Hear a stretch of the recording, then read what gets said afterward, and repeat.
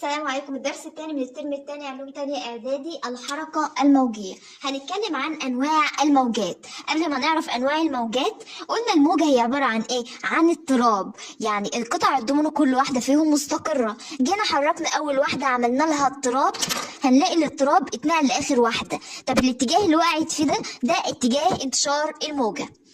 طيب انواع الموجات، كل ما نعرف انواع الموجات هنقول الموجة هي عبارة عن ايه؟ عن اضطراب.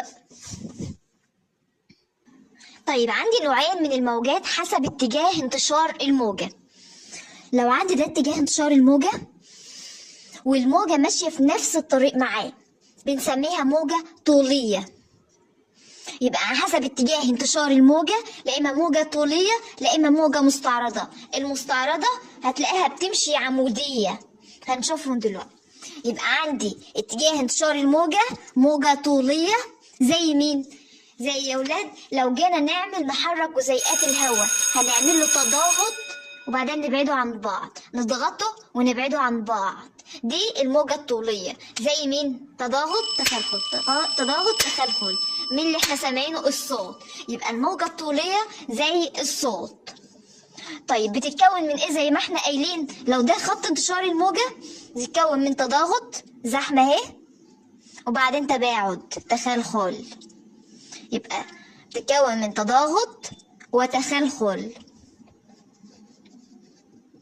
تضاغط وتخلخل وهكذا. يبقى الموجة الطولية تتكون من تضاغط وتخلخل. زي مين؟ زي الصوت. تعريف الموجة الطولية قلنا أي موجة اضطراب. موجة طولية يبقى اضطراب بتحرك جزيئات الوسط فين؟ في نفس اتجاه انتشار الموجة. تاني نوع عندي الموجة المستعرضة. زي مثلا لو رمينا الكرة في المية هنلاقي الكرة عمالة بتطلع مع الموجة وبتنزل، بتطلع وبتنزل، فدي بنسميها موجة ايه؟ مستعرضة. مثال عليها زي مين؟ زي الماء والضوء. يبقى المية والضوء عبارة عن موجة مستعرضة. طيب عمالة بتطلع وبتنزل يبقى بتتكون من ايه؟ من قمة وقاع، وزي ما احنا قلنا عمودية على اتجاه انتشار الموجة. طيب تعريف الموجة المستعرضة اضطراب بيحرك جزيئات الوسط في اتجاه عمودي على اتجاه انتشار الموجة. يلا نحكي الحدوتة. وكان يا مكان عبد الله نفسه يشوف النجوم من قريب، عايز يبقى رائد فضاء.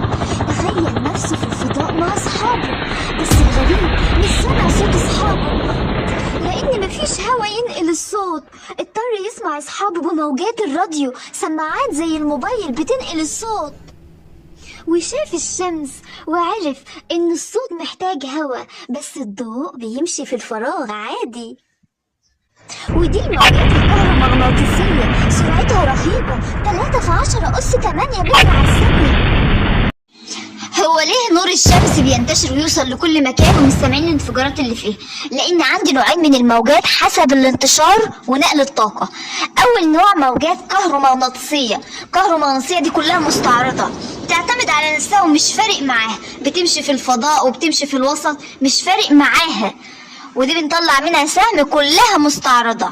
النوع التاني موجات ميكانيكية، دي اللي موجودة في حياتنا، عاملة زي اللي بتعلم المشي، محتاج حد يمسك كده الاتنين عشان يقدر يمشي. مستحيل يمشي من غير مساعدة، مستحيل يمشي من غير ايه؟ من غير وسط.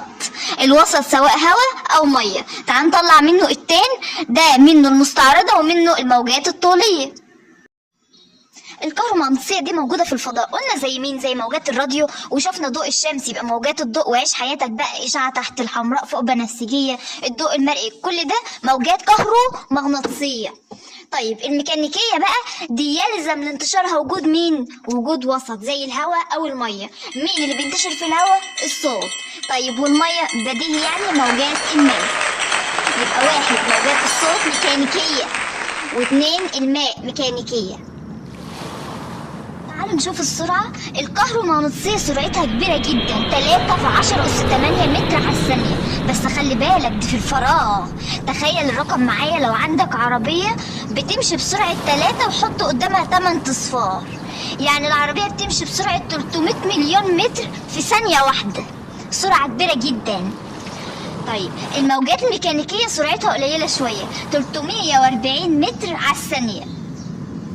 ليه ما اقدرش اسمع بس بشوف في الفضاء؟